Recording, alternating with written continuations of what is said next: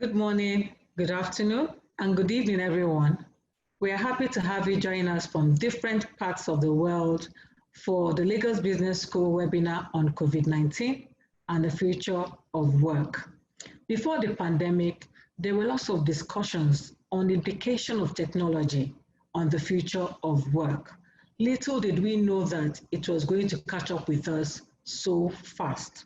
Some countries, especially in the Western world, embraced technology.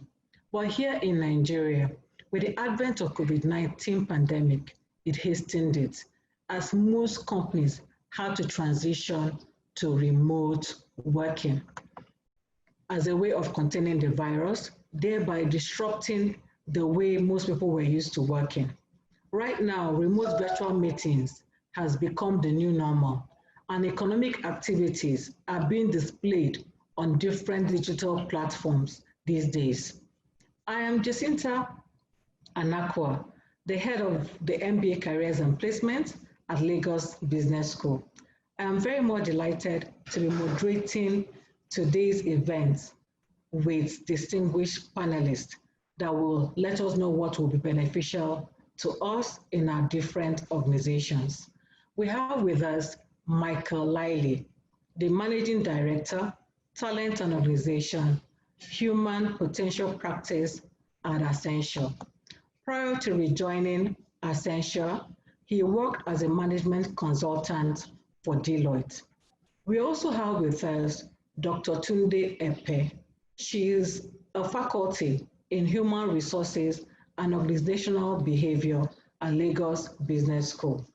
She is also an accredited executive coach, psychometric profiler, and the director of Optimentals Limited, a company that is based in Oxford, United Kingdom.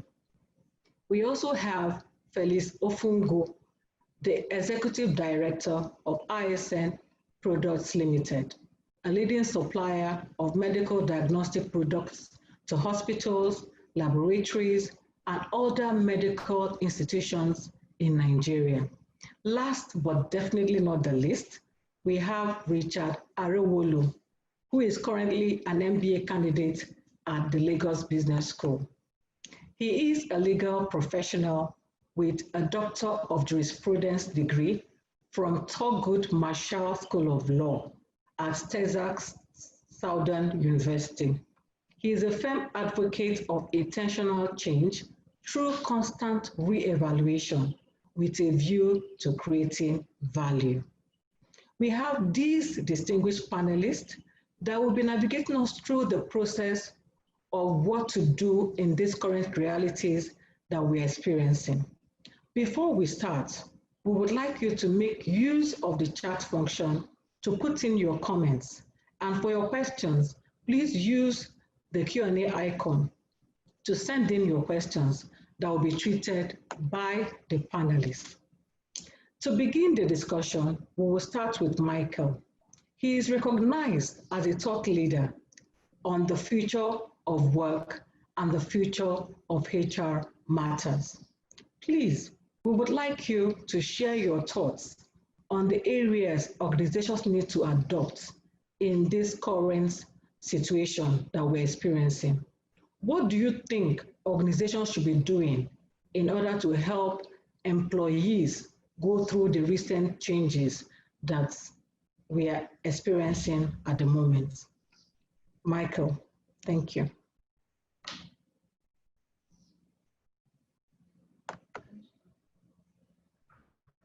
Thank you for your nice words and the nice introduction. You know, being considered a thought leader on future of work, I'm not even sure that is a good thing anymore, because quite frankly, I will start with my first thesis, and that is we may have to soon stop talking about the future of work as the future of work has finally arrived. We've been talking about the future of work coming towards organization for almost 10 years now. I personally for around about 7, 8 years. And the fact of the matter is that advanced organizations have long since implemented what we may now call new work, new ways of working. With reflection on COVID-19, we would have to say that COVID-19 has accelerated the arrival of future of work on its last mile, so to speak. So whilst many advanced organizations had long since thought about implementing new ways of working, agile working, new concepts around workspace and collaborative spaces in their headquarters and offices, those organizations that so far had been somewhat hesitant and not necessarily been willing to adopt new ways of working, quite frankly, they were pushed, they were forced by COVID-19 to rethink their setup, their collaborative efforts, and the entire concept of workspace with the arrival of significant numbers of individuals having to work remote and from home. So organizations find themselves in a totally new setting now, and many were literally forced to change without much of a choice. Those that were already advanced in an advanced place even extended their approaches. So if you listen to Twitter these days, they've offered to their employees to basically, without any limit in time, to going forward work permanently from home. Others have given a period of time and said, maybe for the foreseeable future, like for the remainder of this year. This has been a remarkable journey, though, because if you pick up the latest Economist edition, you find that even the publishers of the weekly issues of The Economist, my favorite version of The Truth, point to the fact that organizations, many organizations and many individuals have demonstrated that they are remarkably adaptable to this change. So The Economist writes its own story about how they produce their weekly issue.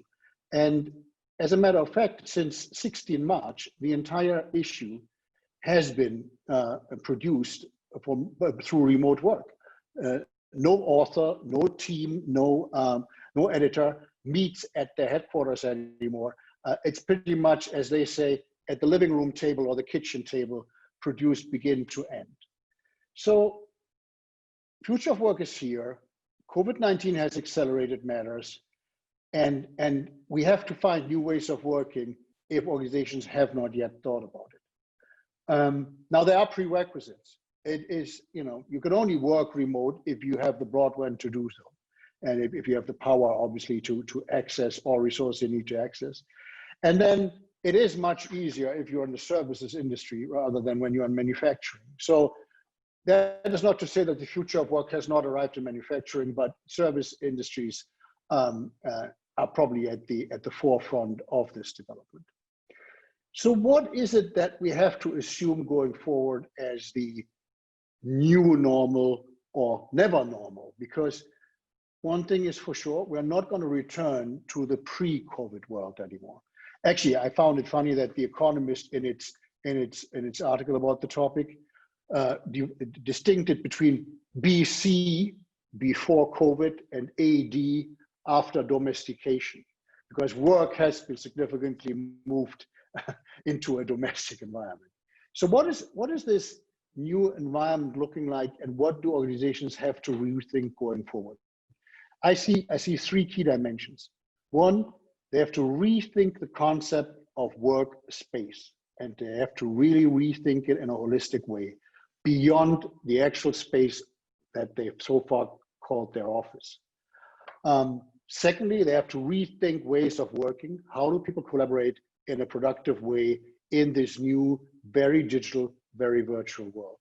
And then last not least, they have to rethink their leadership concepts, because leaders that are used to focus on input, numbers of hours spent, focused on seeing efforts and judging whether people are working and are productive, will have to start to believe and to trust and to lead different virtual teams differently than in the past.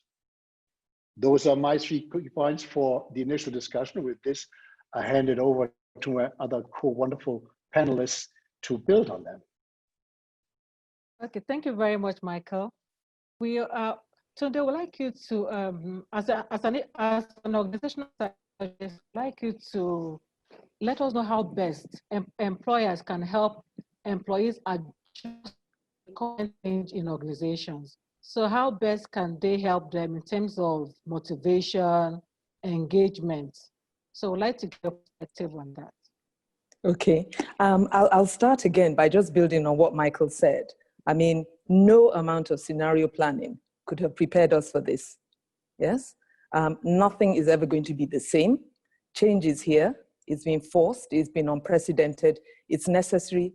And in some instances, it's actually a matter of life and death.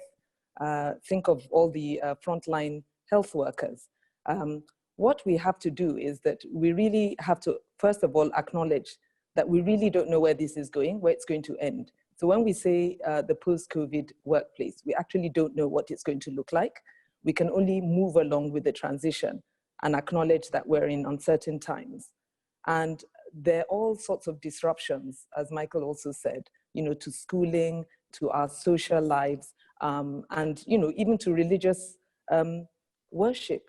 So what we're dealing with is really giving rise to uncertainty. And that is what gives rise to the need for us to intercept on psychological terms, so to speak. So the first thing I would say is our task is to make the best of uncertainty in the short term. We will get through this somehow, but we've first of all got to devise ways of getting through what is here in the short term and then build on what is there for the longer term. So I've spoken as an executive coach to people who are in charge of finance, administration, operations, and they all have the same problems. So before they can even stand by people who are working remotely and their workers and support them and motivate them, they themselves have to deal with their own issues and try and formulate an organization that is resilient. And resilience doesn't mean just taking hard knocks. It's actually being able to bounce back. And this is a major disruption, which has crushed some well-established organizations. So whether we like it or not, we have to look at hard things and soft things. So we can't just look at motivating people in isolation. We have to look at the hard facts. So things like we have to reduce costs, we have to generate new income streams. I mean, I'm an accountant as well as a psychologist, so I tend to look at both sides. There's going to be salary cutting, laying off people, discontinuing office rentals, restructuring. And then, as Michael said earlier, we have to employ technology to transition to new ways of working. At the heart of this transition are people. They have to be brought up to speed, supported through training, given the equipment and the infrastructure to actually deliver what they're supposed to deliver. So yes, you give them autonomy, but you also have to support them. There has to be constant communication, because without empathy, people are going to get depressed. So we have to build new relationships with the people that are working for us. Our greatest assets, as we've always said, are our employees. So this is going to become even more critical in this virtual space. To ensure engagement and motivation, we have to be encouraged, right? We have to encourage employees to remain optimistic, because if they're not optimistic, they will not be productive. And if they get depressed, we're going to have a lot of issues on our hands. Social contact is really important to the human being. And what we know now from working from home is that there's a rise in domestic violence, there's a lack of spiritual guidance, there are children who are going stir crazy, and I'm sure many of us have had Zoom meetings, official Zoom meetings, where children have gate crashed the meeting because they're just fed up. So that gives me a few ideas, the kind of actions that we can take, you know, helping to enroll children in online schools, Zoom chats, even for the children of your employees, lunch, coffee with your fellow employees, and maybe online exercise as well, because so many people are saying, okay, we are eating too much, we're drinking too much. So it's really recognizing what it is that they need and helping them to navigate this horrible time, because as we said, we don't know when this is going to end. So if we want to motivate people and make sure that they stay engaged, we have to be empathetic and actually stay connected to them. People are going to be laid off. That's a hard fact. So we have to help people deal with survival guilt. We have to help them deal with the anxiety about what the future may hold for them. And we have to help them remain in the moment so that right now they appreciate what they have and they don't worry too much about the future. So I'll just leave it there for now. Thank you very much, Tunde, for all your wonderful contributions to this topic. We'll now call on Felix to give us his own perspective as an executive director of ISN.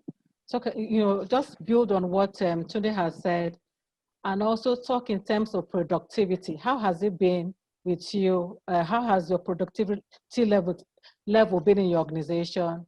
And other effects that you've also experienced based on this pandemic. I'd like to get your perspective on that. Yeah, thanks, Jacinta.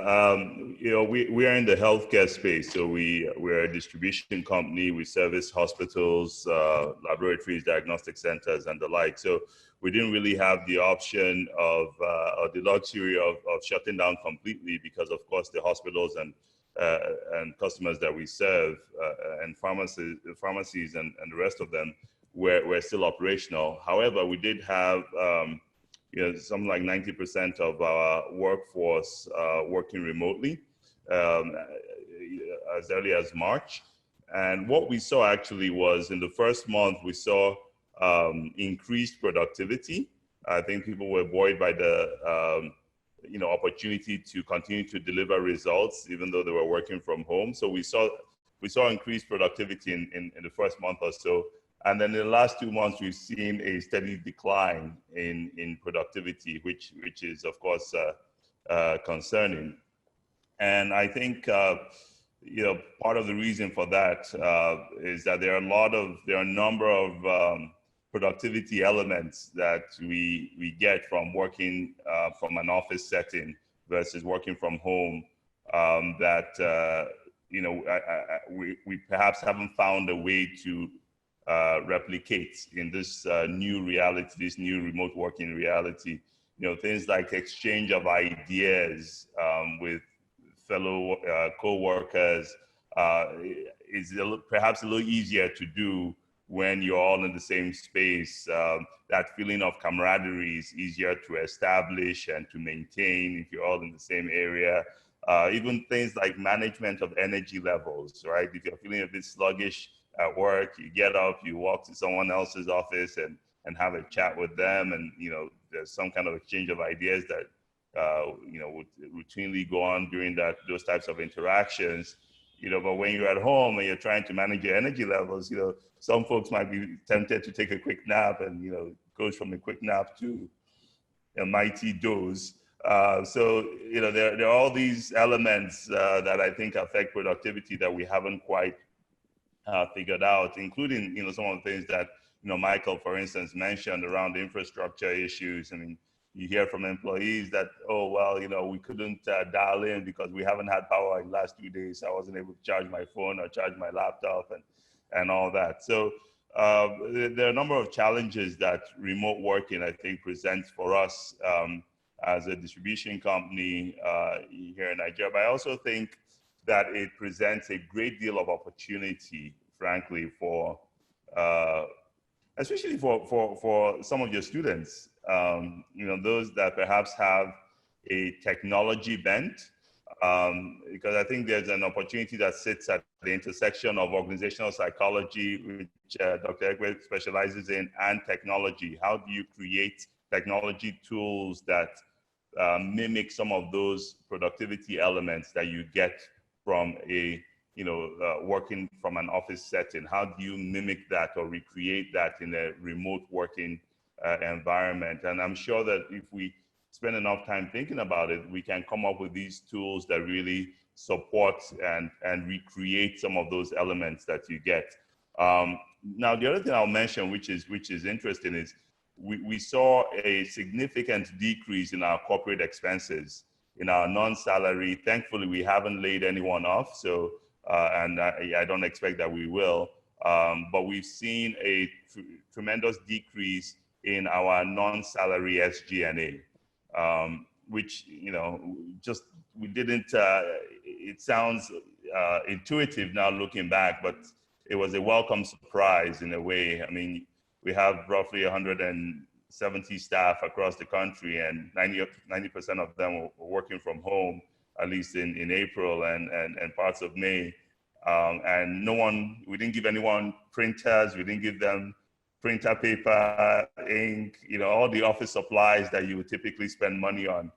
We saved quite a bit on that. We saved on electricity and other costs that, frankly was a welcome contribution. And we would like to see this be sort of a permanent feature in a way, right? If you're able to increase your revenue and increase your productivity while, driving costs down, I mean, that any business owner would welcome that. So, we now have to start thinking about, well, how do we make these savings on the corporate expenses side more permanent? And that, there's so many ways that could go. And then perhaps the last thing I'll touch on is the fact that the remote working era has made the world a sort of a global work village. And we're now able to access easier resources from across the world. But also the exciting thing for people in Nigeria is that the rest of the world can actually access resources in Nigeria as well. And so it intensifies the need to upskill and be ready for those types of opportunities as Nigerian workers. And for employers, it's also exciting because if there are certain levels of expertise or areas of expertise that you cannot find locally, it becomes a little bit easier to tap global resources. So the productivity elements, the corporate expenditure savings, and I think the global aspect of resource availability are the three things I think that really stand out over the last 3 months or so that we've experienced this remote working situation.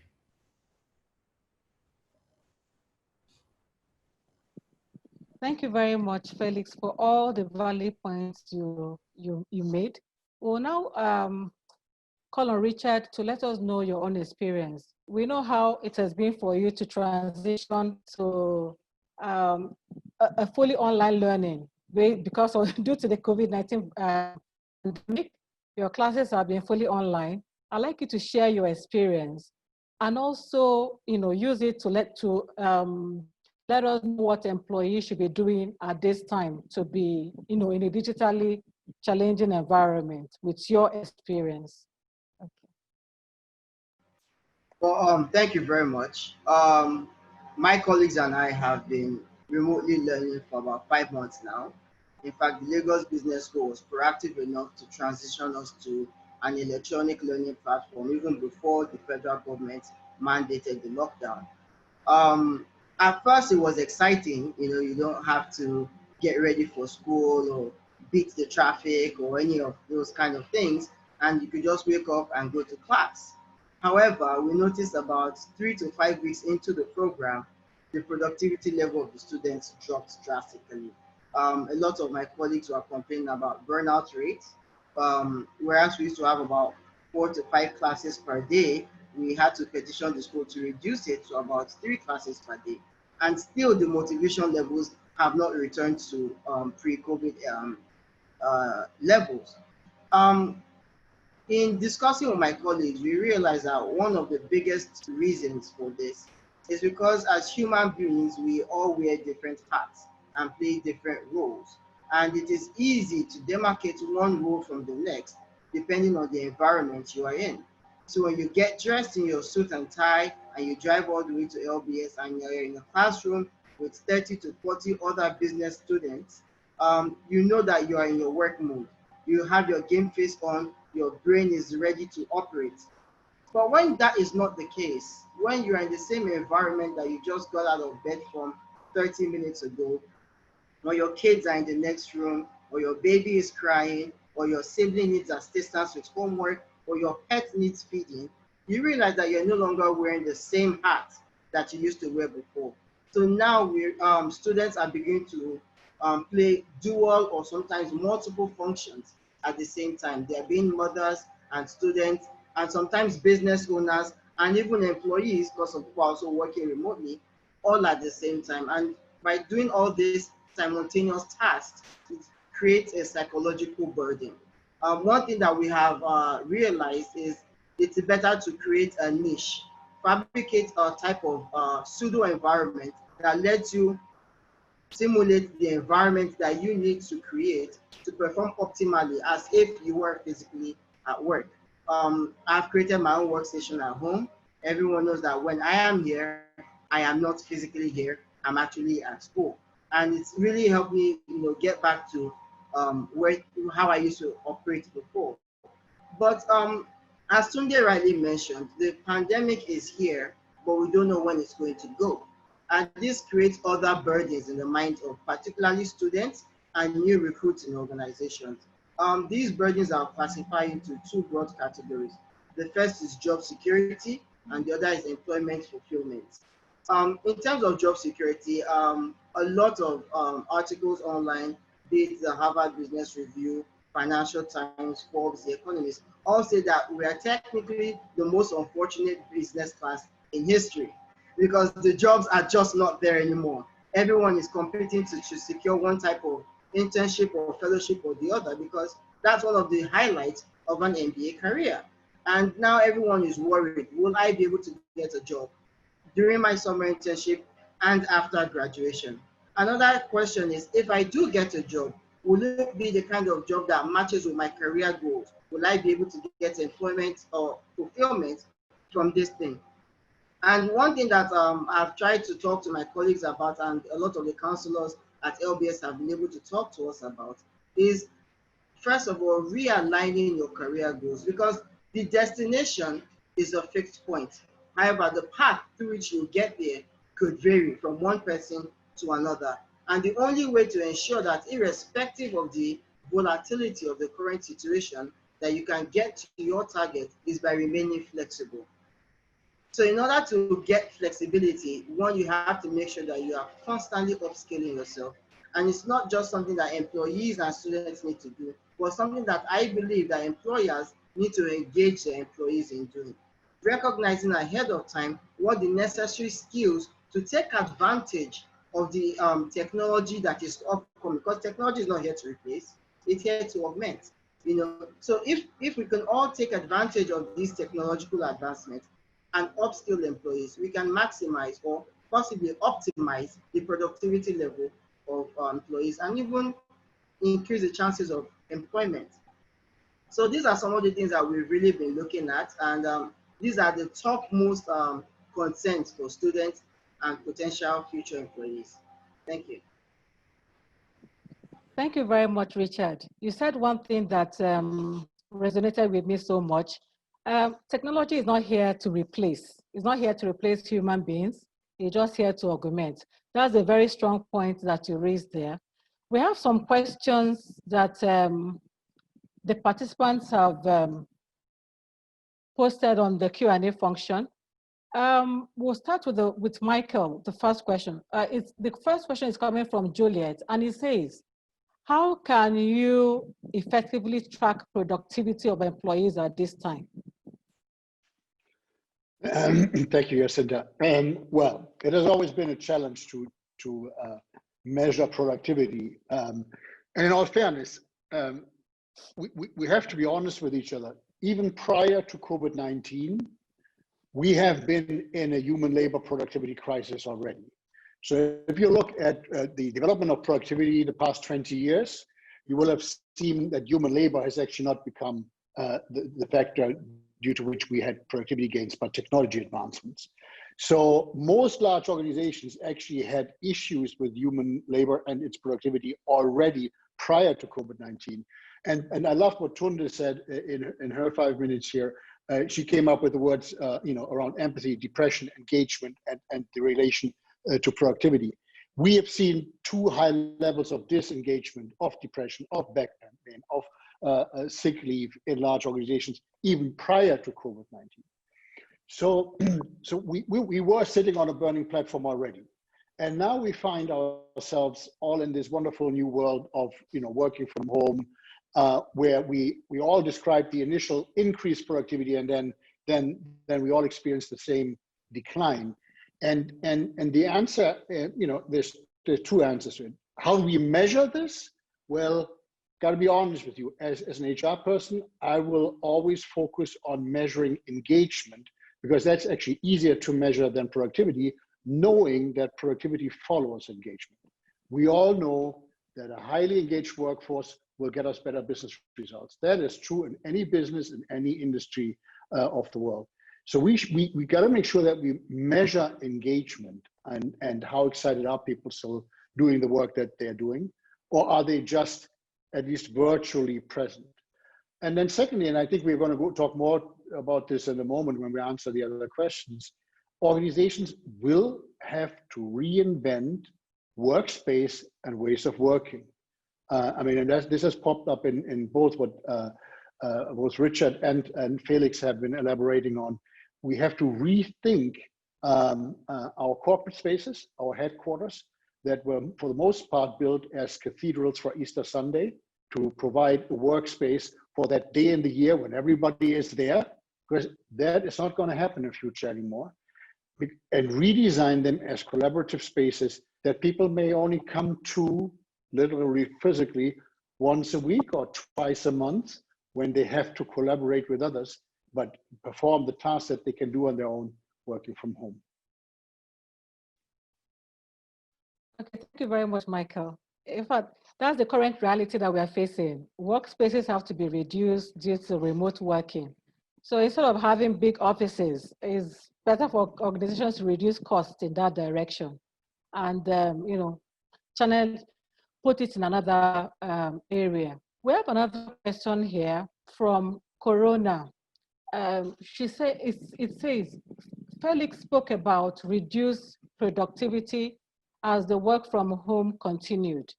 Given that we do not know how long this will last, what suggestions can organizations consider to increase productivity levels again?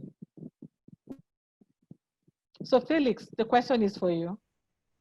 Yeah, sure. So first of all, I'm not an HR expert, so I may not be the most knowledgeable in terms of suggesting ways of improving levels of productivity. But I'll tell you some of the things that we have done that have had commensurate, positive results. One of the things that I think, of course, might seem intuitive is providing the right connectivity tools for employees. And of course, we had to do that, making sure that they all had modems, they all had, data allowances on their modems. They all had CUG lines and the rest of it, of course, ensured as possible. There is a limit to what you could do as an employer, of course. I mean, you're not going to buy everyone generators and provide diesel for everybody, but just providing the connectivity tools helped. I think our HR department also did a very good job of creating programs that fostered employee engagement. So in fact, we ran a number of competitions around various themes, and just having people participate in these competitions virtually on the WhatsApp, on our corporate WhatsApp group. There were announcements of the results, and there was a lot of banter back and forth, and we sort of organized it around departments. So that gave the departments, an opportunity to really come together, but as a whole company as well, it gave us an opportunity to come together, even though we're working virtually. So those programs and those competitions that the HR department at our company created really helped. Then I also, come back to something that Michael touched on, which is leadership now has to evolve and evolve very, very quickly. So, and I think that's a good thing, because the elements of leadership that support employee productivity and positive results have to be sharpened now. So we have to think about how do we communicate more clearly what our expectations are. given the fact that you're not going to be seeing people, as regularly as you used to? How do you ensure that they understand your intent, and that corresponds to what you're getting back from them? How do you give clear direction? How do you ensure that they have the right support to support their productivity levels and engagement? So there is a lot that leaders now have to get better at very, very quickly, and I think that really that's a good thing. That's a good thing, regardless of what has created the impetus for this. Thank you very much. And then we have another question that I'm going to direct to you, Tunde. It says, Omolala is asking, can anxiety, worry, unpredictability be another contributing factor to low productivity?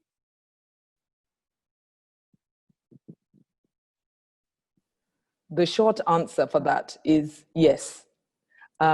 Stress has an effect on productivity. If it's good stress, what we call eustress, so you're under time pressure, you're really engaged with what you're doing, then you've probably become much more productive. So as that happened at the beginning of this whole virtual working, you think, oh, I've got to get to grips with Zoom, I've got to do this and that and the other. So you're really, really focused on producing something, and therefore it goes up. But then after a while, I call it Zoom fatigue, and I'm sure many of us have experienced it. You suddenly get a headache, someone sends you yet another invitation for a Zoom meeting, and you think, oh, I really don't want to go. Shall I just leave my picture on and leave? Because I really can't cope with this anymore. And yes, unpredictability does give rise to anxiety. So one of the quick fixes, I would say, is that it's always a good thing for organizations to say, okay, let's get some professionals in to help our employees. And this is going to sound really, really simple. Just focus on your breathing. Just breathe for a minute. Be mindful of where you are right this minute, and that you're okay, you're healthy. And it helps a lot to actually bring down your anxiety, because you're not thinking about what might happen tomorrow. These are things that you have no control over. So what we try and do is try and bring people back to that space, to the things that they have control over, and they have control over their productivity. So if they focus on now and what they need to do, then they will get the job done. The only thing is, because it's also within their control to decide how they want to do things, the employer, on the other hand, has to say, before we used to look at what you did and how you did it.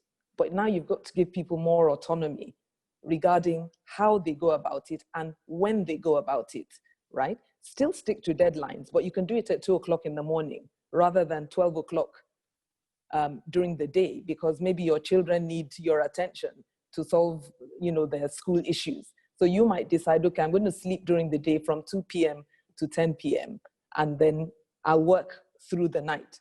What we as employers have to do is say to those employees, just make sure you get enough sleep, because we don't want you, developing high blood pressure, having heart issues, and so on and so forth.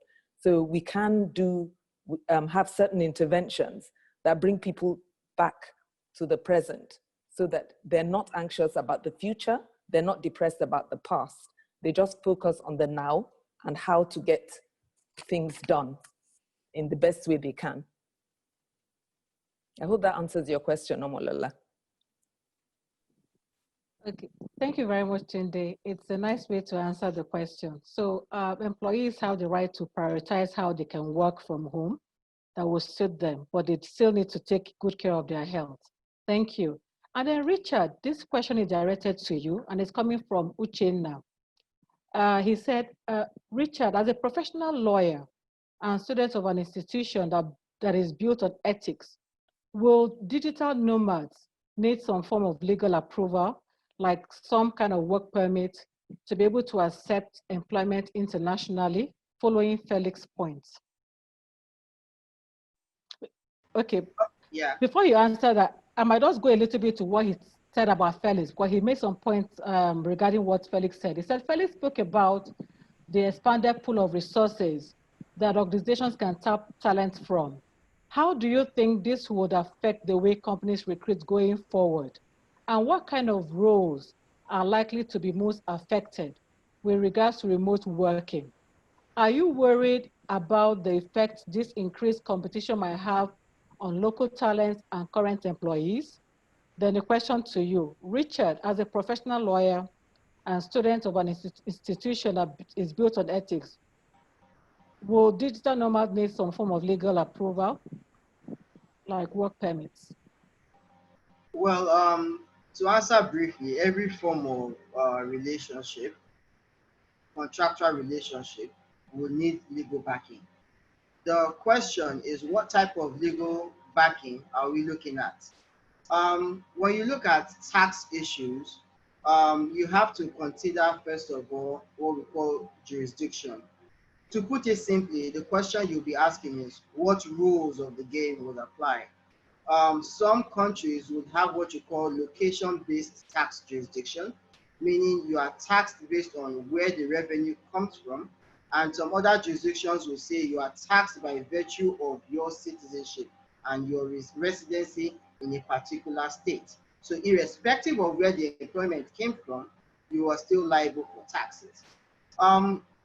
My recommendation is, first and foremost, the employer-employee relationship should not be seen as a master-slave, but rather as a partnership between two entities that are trying to produce something, to create value, to achieve a goal. Now, when you have a partner, you obviously would have a game plan. Part of the game plan will involve answering questions. For example, what is the legal framework for issues such as work employment, employment relations, and taxation in the jurisdiction where the company resides? And also, what are the same rules in the jurisdiction where the employee resides? Once these questions are answered, and I strongly recommend they're answered with the aid of a legal professional that has experience and expertise in both taxation, international law, and employment relations, then we can therefore now use this as a foundation to frame the nature of our relationship. It would surprise you to note that very little changes in the terms and conditions can make someone who was originally an independent contractor now a full-fledged employee, varying from one country to another. Sometimes these nuances vary from one state to the other. So again, the answer is yes, a legal framework is important. But this is a very new and complicated terrain that no employee, and now with the nature of working from home, no employer should navigate alone. They have to go through it hand in hand, together seeking advice from both jurisdictions to see the best way to move forward. I hope that answers your question. Thank you very much, Richard. And back to you, Michael. Yes. May I build on what has just been said? Because I see a huge opportunity for talent in Nigeria here. I mean, and I will talk a little bit out of school here for a moment. When I was speaking at the LBS alumni event last November, I got to meet a gentleman who actually leads the Decagon Institute in Lagos, Nigeria, an institute with a growing campus of significant size. And they're providing people with a first degree in Nigeria with digital skills that make them relevant as digital nomads in other labor markets. And so I'm working with Chika personally on this matter, and I think there is a significant opportunity for talent in Nigeria, assuming they acquire relevant skills for markets like actually my home market here in Germany, to become what we know India to perform as a role as the service center of the world for a number of years now, and take over quite some of the available work that can actually not be dealt with inside European countries anymore. And I'll give you a very simple example. Software engineering and coding are skills and competencies that are simply missing off most European labor markets at a significant level. You cannot find those skills in the market. And COVID-19 is not going to change this, because these are not the people that are going to lose jobs and will be available in the market tomorrow. So anybody who finds ways to acquire relevant skills has now ways of serving clients and organizations in other parts of the world. That will, to a certain degree, become our new global village. I like the term that was used previously on this call.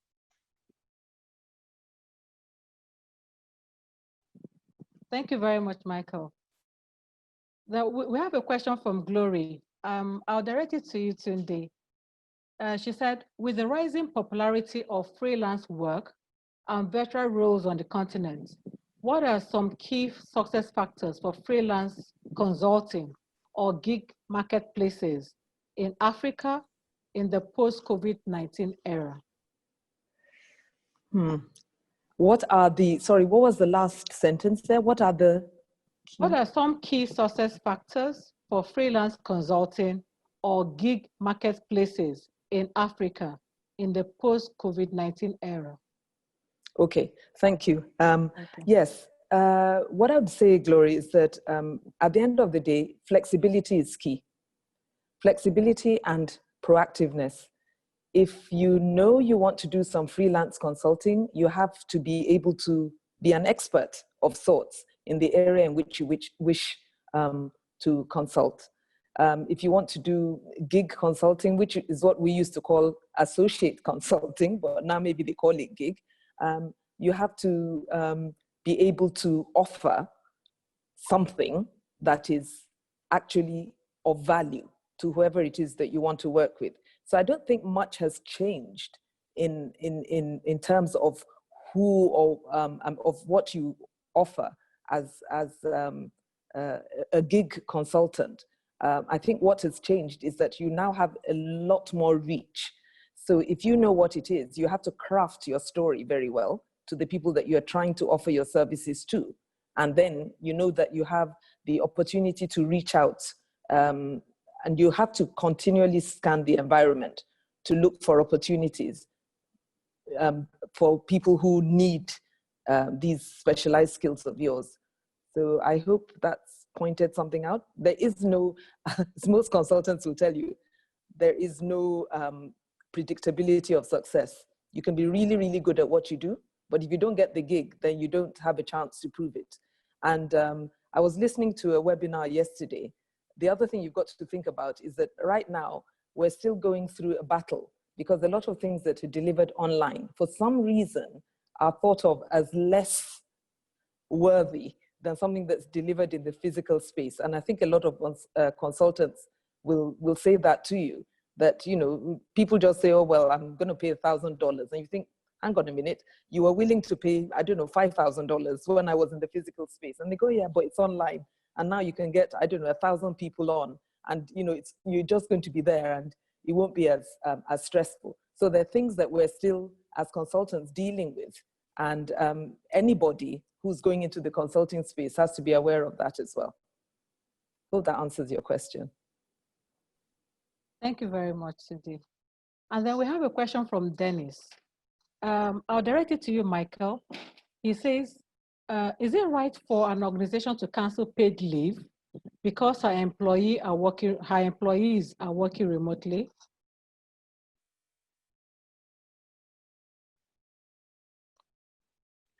Sorry, is it right for an organization to cancel paid leave because her employee are working remotely? Well, exactly. No. The obvious answer is no. You can't cancel paid leave. We had a lot of discussions around this topic here in Germany, and again, I am not a lawyer in contrast to my colleague here. But the matter of fact is, the situation here at least is rules haven't changed, no matter where you work. So in other words, that can be to your advantage and against your advantage, by the way. So I'll give you a stupid example. If you had, prior to COVID-19, already in February, agreed with your employer when you're going to take your annual leave and you booked in the weeks and the employer had planned accordingly, then that is still valid. That hasn't changed. So you can now not say, oh, wow, I don't want the vacation then anymore because I can't travel right now. Well, tough call, but you will have not only work from home, in this case, you will have vacation from home. But if you flip it around, it's also not possible to say, okay, you now have such a nice time at home. I'm canceling your paid leave. That is not possible. The rules remain the same no matter at which space you are now fulfilling your contractual duties as an employee. I hope, Richard, you're the lawyer. I hope I got this right. You are absolutely right. Then again, with the caveat of depending on the exact wordings of the contract and the jurisdiction in which we are operating in. Okay. We will take the last question, and the question is directed to Felix. Babajide is asking, he said, a lot of organizations globally, especially in healthcare, are evolving and reviewing their business strategy and operating model, seeking to define new ways of working as a result of the pandemic.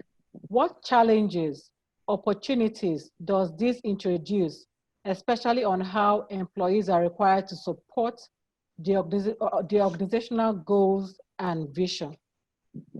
Should I take it again? I think I got the Okay. crux of it, but if I start speaking off tangent, then maybe you remind me what the question is. But Okay.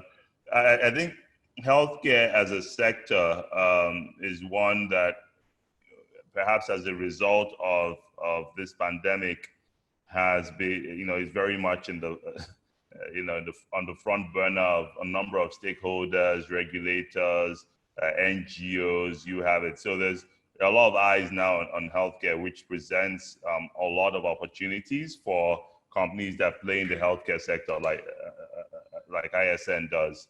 But I think in order to really restructure our business model and operating strategies to take advantage of those opportunities in a way that is not exploitative, requires a great deal of creativity as well. And some of the things that we're doing is we're really putting more resources into fostering customer engagement and trying to do it safely. So we've done I think we've done more trainings, remote trainings in the last 3 months than perhaps we've done, in the last that we did last year. Perhaps we seem to be hosting some kind of training session every 2 days or so for our customers. So that continued customer engagement, now that our ability to see the customers face to face is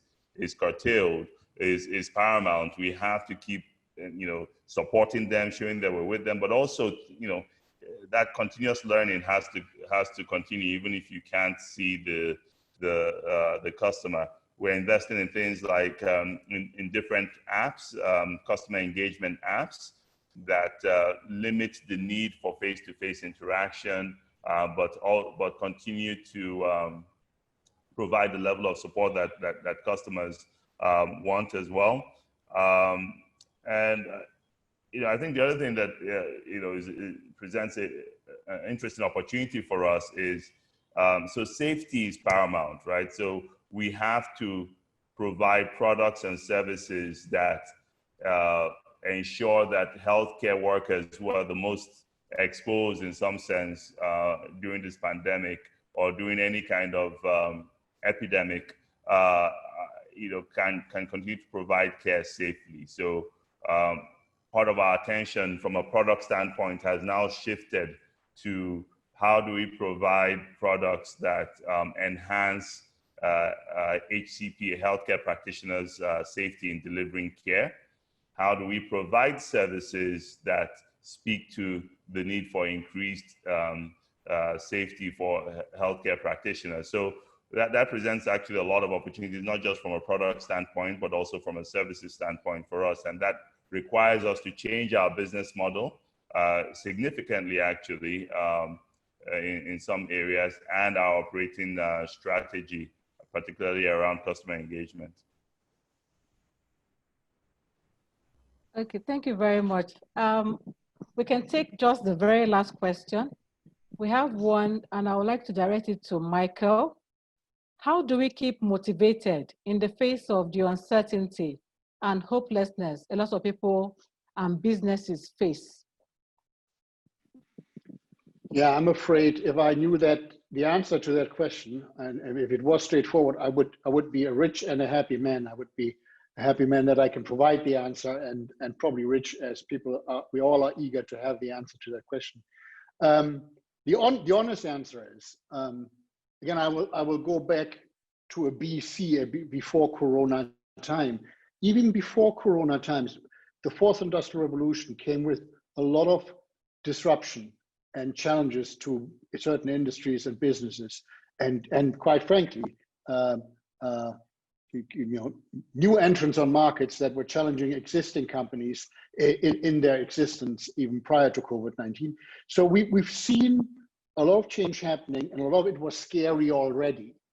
And a friend of mine, Professor Dr. Susan David in Harvard, she is in Harvard and she leads the coaching institute that is associated with Harvard. She introduced 2-3 years ago the concept of emotional agility.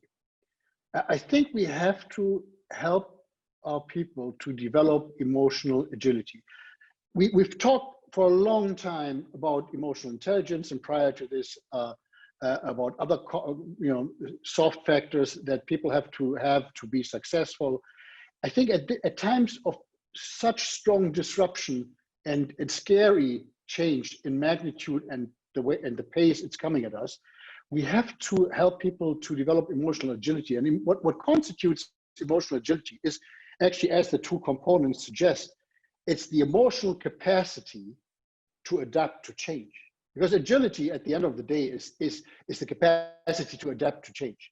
Now, what I do find in a lot of middle management, especially in large organizations, is people who may intellectually even comprehend that things have to change. That doesn't mean that they're actually willing to embrace the change, that they're welcoming the change, and that they have the emotional capacity to deal with the change. So we have to, quite frankly, revisit the way we look at our humans, at our employees, at our contractors, even at our customers and clients, and ask ourselves, how can we help them to get more comfortable with the change that is hitting all of us? And how do we help them to develop this emotional agility, this capacity to adapt to change? Now, I've talked very long. It's not easy. It is something that requires, and Tunde said the magic word, requires a lot of empathy, but a lot of focused effort, and the acknowledgement that the future of work, and that probably goes full circle now to the beginning of our conversation here, the future of work is human. We have a question in our forum here by Faith, who asks, can we take human labor out completely due to information technology, digital enhancements? The answer is no, not anytime soon. At this moment in time, and I think it was Felix or Richard probably who said this, it's not about replacing humans with machines, it's augmenting humans with machines. It's humans working with machines. And we have to help humans to adopt to this change, to embrace the change and to welcome the change. And that has a lot to do with their emotional state. Now, all of that is easily said, but much harder when you are actually in an industry, in a business that faces job cuts and your entire existence is at risk. And there we have to do our utmost to soften the blow and stand by people, quite frankly. Thank you very much, Michael. We'd like to get some parting words, just one minute parting words from all of you. So I'll start with Tunde. Okay, so just to recap, basically, we're all agreed. We don't know when this is going to end. There's no way we could have foreseen it. But the good thing is that it's global, right? So what is our task? We have to make the best of this uncertainty in this short term, get through this crisis, and devise contingency plans for the longer term. So organizational level, review your budgets, review your strategies, your operational things and so on. But at the heart of all this, reducing costs, etc., the people who are going to be most at risk are your people. So we have to engage people, motivate them, stop them from getting depressed, keep them optimistic, and basically use technology to the best, in the best way we can, so that they remain engaged with the corporation. Sometimes we might get into physical space, and that would be brilliant, because then, you know, we've got these loyal people who say, you stood by us when, you know, we were in trouble. I'll stop there, but, you know, basically technology, engaging our people and saying, yes, we have to adapt to this change. Actually, most people adapt to change. It's like getting on a plane and arriving at your destination. What you don't like is checking in, taking your shoes off, and so on, going through check-in. So it's the transition that's painful. It's not the change itself. Thank you. Thank you very much, Tunde. I'll call upon Felix to give us your parting words, please. Yeah, sure. I think that there are a number of opportunities that this period has really brought to the fore. I mean, of course, there are challenges, but for me, the more exciting thing is, you know, the opportunities that it presents for people to solve these problems. And, you know, for perhaps the business school students, you know, I was in business school a few years back, and I think this would have been an interesting thing to really examine. How do we, you know, especially those that have an entrepreneurial, you know, bent, how do we create solutions to some of these challenges? And I think there are solutions to be had, some perhaps more complex than others, but how do we draw on the different aspects of of expertise that is required, and how do we create solutions that address these challenges? The other thing that you know you might want to think about if you're a student at this time and you're looking at you know, employment in the near future is, what are those industries that are most seriously disrupted by what has happened, right? So and perhaps, you know, looking at other industries might be a good idea. So when you think about things like corporate real estate, and the fact that, you know, companies are realizing that, look, we don't need as much space as perhaps we have now. If you're looking at entering the corporate real estate sector, well, how do you remain competitive, given that it's probably going to be disrupted quite a bit? If you're thinking of office supplies and the different companies and industries that support other companies, you know, what's the level of disruption that they are facing as well? And then finally, how do we upskill ourselves? You know, going back to what I spoke about earlier, where this, you know, I think we're going to have this global work village situation occurring. How do I now upskill myself to be able to take advantage of that? I think there was a question earlier about, you know, the gig economy and being a freelance consultant and all that. Well, I mean, the world now becomes a possible pool of customers for one like that. So how do you create or get certification or licenses that are globally recognized, but also globally appreciated, and so that you can work, you know, anywhere in the world, and your talent and your expertise can be leveraged by any company across the world. So maybe I'll stop with that. But great conversation all around. Thank you. Thank you very much, Felix. And finally, Richard, would like to hear from you, your parting words. Well, briefly put, I would start with the following words. The employer-employee relationship has to transition from one where you get somebody to do something to you get a partner to achieve something. So rather than employing to fill a role, you recruit to achieve an objective. And that objective can only be achieved if both the employer and the employee have shared values. So it's not just about who has the best skills for the job, it's also about who shares the passion of the organization for the particular task that that person is being recruited for. So this advice will go both to the employers, but also to employees. We have gone past the era of looking for the big name companies or the high profile job roles to actually tasks that involve us exercising our creative juices and actually getting motivated, because really motivation is difficult to get in this current environment. So we have to look for things that keep us engaged, and employers need to look for people that will be engaged in the type of roles that are being recruited for. And that'll be all. Thank you.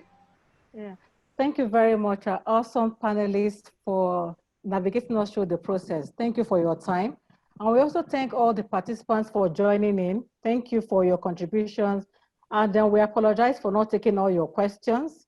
In the next webinar, we will have some of those concerns, the questions you've raised would be answered. We, in legal business school, we have lots of conversations going on at the moment.